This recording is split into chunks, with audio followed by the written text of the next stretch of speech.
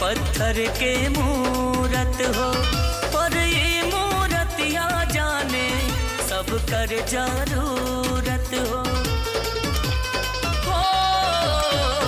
दिखरी में लागे देवी पत्थर के मूरत हो, पर ये मूर्तिया मंजू बबुनी, सब कर जरूरत। ए मंजू बबुनी,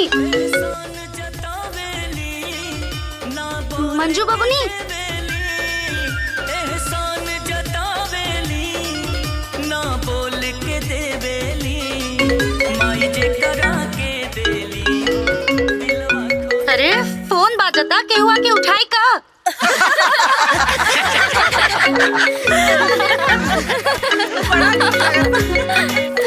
अरे केहू उठाई, फोन बाजता।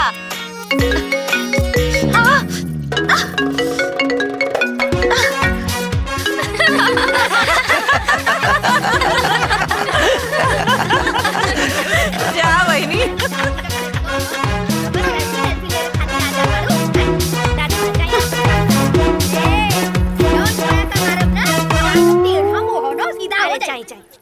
अरे चल जाने कहाँ से आ जाले इंसान। ये कौन बचपना चाला था आप लोग के? हाँ, इतना तेज आवाज में टीवी देखा था नहीं? चाहे दुनिया में कहीं आग लग जाओ तब भी आप लोग के कोनो फर्क ही नहीं के पड़े वाला। हाँ? अरे भाभी रघुआ इतना क्या चिल्लाता नहीं? चिल्लाता नहीं हम? हाँ। अभी चिल्लाता नहीं? अरे कब से हुआ चूल्हा से चिल्लाता नहीं, तब कान पर जू भी ना रेंगल। हाँ? खुद ही सोची लोग, घर के कुल काम हम करता नहीं, खाना बनावता नहीं, साफ सफाई करता नहीं। अगर एक मोबाइल बाज गई तो घर के कोनो लड़का बच्चा भी आके फोन नहीं के उठा सकता का? चाची, आप इतना चिल्लात बनी काहे के टीवी आपके नैहर से आइल बा और आपके छोड़ के आपके कमरा में हम सब टीवी देखा था नहीं, यही से आपके इतना मर्चा लागत है ना। अरे कैसन कैची नियन तोर जबान चलता। निकल निकल हमरा कमरा से बाहर निकल। अरे निकल बाहर। अरे तमीज कहीं के। अरे छोटको सना दिल बड़ू का क्यों ऐसे छोट लड़का के बाहर भगावे लगा रूम से जैसे तू भगावा तारू? अच्छा है अपना बदतमीज लड़का के नहीं किसी सिखावत। आपके बुरा लागता तो आप बाहर निकली और केहू जना के भी खराब लागता सब केहू बाहर निकली हमरा कमरा से। निकली बाहर, धर्मशाला बना देनी कमरा के। दुल्हन तू होश में तो बाड़ू ना? अरे ये कौन तरीका सबके उस बात करेगा?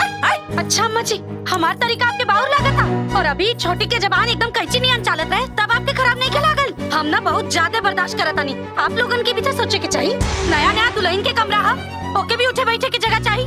दिन रात टीवी के चक्कर में हमारी कमरा के आप लोग सिनेमा हॉल बना देले बानी। मुन्नी बड़ लोग से ऐसे ना बात करल जाला। हम करब, ऐसे ही बात करब। अरे अपना बाबूजी से कितना मिन्नत करके हम अपना खातिर टीवी मांगले रहनी, हमके छोड़ के पूरा जिला जवारी टीवी के देखा था।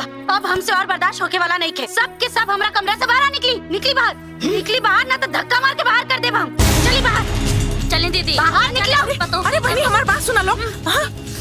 माई चल रे चल।